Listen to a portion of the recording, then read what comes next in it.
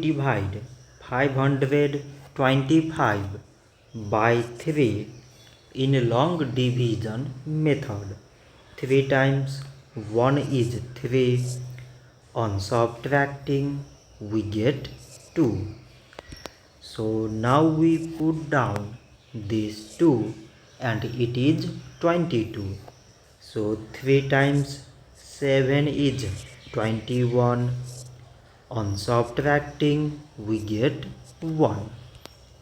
So again we put down this 5 and it is 15. So 3 times 5 is 15. On subtracting we get 0. So 525 divided by 3 is 175. So this much for today and thanks for watching.